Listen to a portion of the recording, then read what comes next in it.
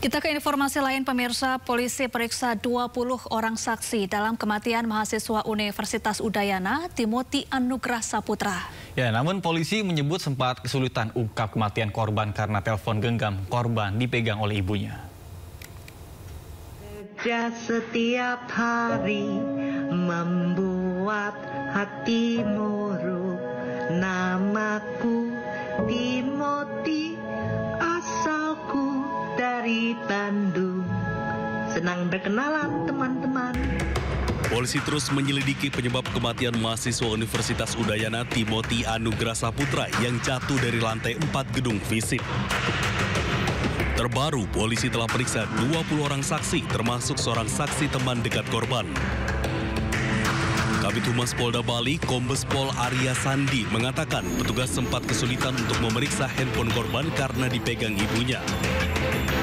Kesulitan kita di awal itu bahwa tadi satu yang pihak keluarga atau ibu ini memang tidak melaporkan kondisi anaknya karena pertimbangan internal dia memahami itu, lalu kemudian membuat surat pernyataan, tidak membuat laporan polisi. Lalu yang kedua, sahabat dekat yang bersangkutan. Jadi ada satu teman dia, sahabat dekat, yang kita duga pasti dia tahu lah. Ya, karena sahabat dekat mungkin kalau ada persoalan segala macam. Waktu awal tanggal 15 kita berusaha untuk secara persuasif mencari data gitu ya, informasi, tapi ternyata yang bersangkutan tidak bisa memberikan keterangan, belum bisa memberikan keterangan karena masih shock. Sebelumnya Timothy ditemukan tewas usai jatuh dari lantai 4 gedung Fakultas Ilmu Sosial dan Ilmu Fisik Universitas Udayana Bali. Kematian Timothy menarik perhatian karena diwarnai dugaan perundungan. Namun polisi belum pastikan penyebab kematian Timothy tersebut. Dari Denpasar, Indira Ari, iNews melaporkan. Viral di media sosial, belasan warga menandu ibu hamil yang akan segera melahirkan menuju ambulans. Ya, warga harus menandu karena dusun mereka tak bisa diakses kendaraan roda 4. Ditandu. Kalau ada orang sakit kayak gini nih, jalannya seperti ini. Nah. Masyarakat dihebohkan dengan viralnya belasan warga menandu seorang wanita yang akan melahirkan di Kecamatan Taman Krocok, Bondowoso. Diketahui seorang wanita bernama Novi Oktavia terbujur lemah mengenakan daster hitam di atas kursi berwarna merah. Sementara sejumlah lelaki menandu kursi tersebut dengan 2 bambu di kedua sisi. Ibu hamil ini terpaksa ditandu oleh warga dari rumahnya menuju ambulans karena akses menuju rumah tak bisa dilalui kendaraan roda 4. Siap. Apa nyaman lah? Desa Kretek ini. Sabab kadang ngangkuir dia pasti ya? Ale karya ya? Lokasi dusun terpencil dengan medan yang sulit ditempuh dan berada di atas pegunungan. Transportasi yang bisa mengakses lokasi hanya sepeda motor dan kuda. Saat ini kondisi ibu dan anak yang dilahirkan dalam kondisi selamat. Cepat, rese.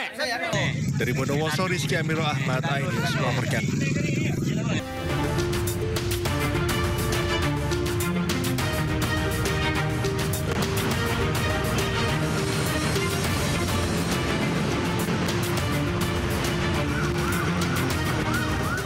Ya pemirsa, saatnya kita simak pantauan lalu lintas pada pagi ini dan kami telah terhubung dengan Brigadir Treslinda dari NTMC Polri yang kini berada di kawasan Semanggi, Jakarta Selatan. Ya, bagaimana pantauan lalu lintas dari tempat Anda melaporkan? Silakan.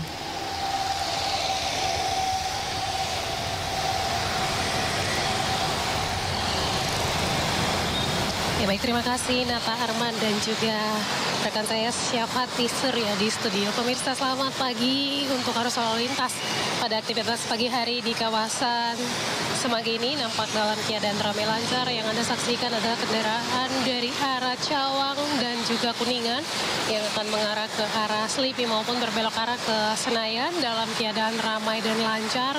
Sampai saat ini untuk ruas jalur arteri dan juga tol dalam kota dalam keadaan ramai dan lancar untuk kendaraan yang akan mengarah ke Selipi maupun yang akan mengarah ke arah Senayan.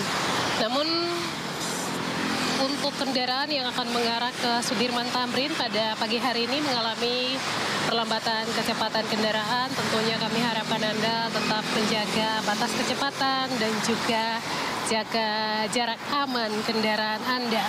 Kemudian Nata dan juga Syafati untuk arus lalu lintas di jalur arteri kawasan Gatot Subroto yang akan mengarah ke Kuningan dan Cawang pada pagi hari ini cukup ramai, cenderung tersendat, di mana dominasi kendaraan pribadi roda 4 dan juga kendaraan roda 2. Tentunya bagi para pengguna jalan untuk selalu berhati-hati, mengingat memang sampai saat ini masih terjadi antrean kendaraan.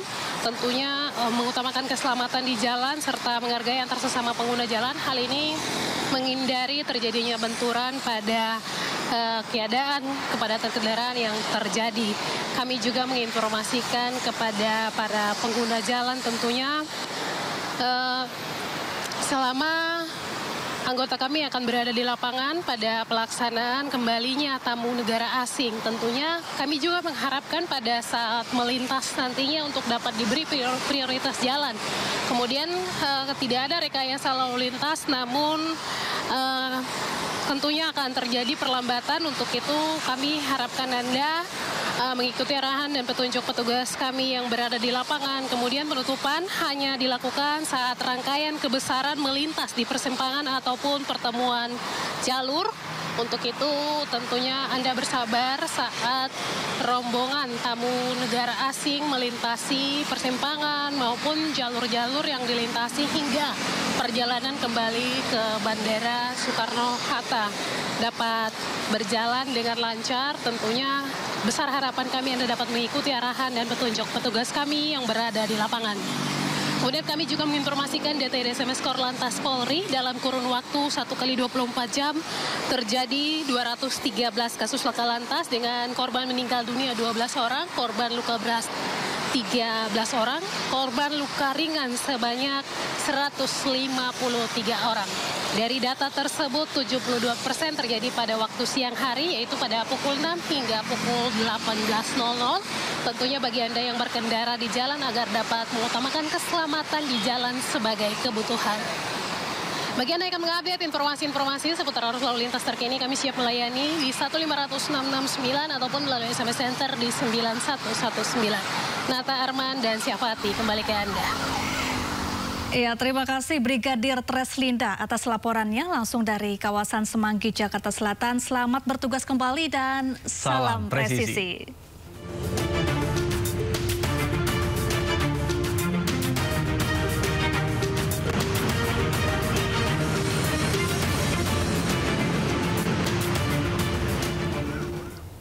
Seorang suami diduga menceraikan istrinya pasca dilantik menjadi ASN di Kabupaten Aceh Singkil. Ya, terkait dengan hal ini, Pemkab Aceh Singkil memanggil yang bersangkutan untuk klarifikasi.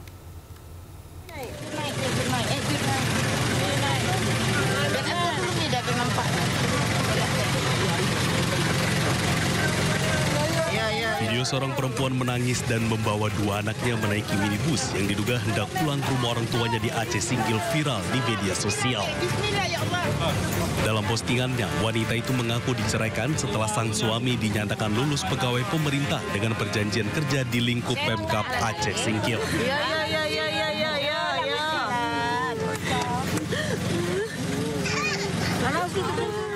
Terkait hal ini, Pemkab Aceh Singkil kemudian memanggil suami perempuan yang viral tersebut untuk klarifikasi. Nah, terkait hal itu kami memang masih mendengarkan klarifikasi ya sepihak dari pihak suami. Memang kenapa diproses, karena menurut ketentuan peraturan yang berlaku yaitu PP 94 ya tahun 1921 tentang manajemen pegawaian, ya setiap ASN untuk proses perceraian itu wajib izin dulu dari atasan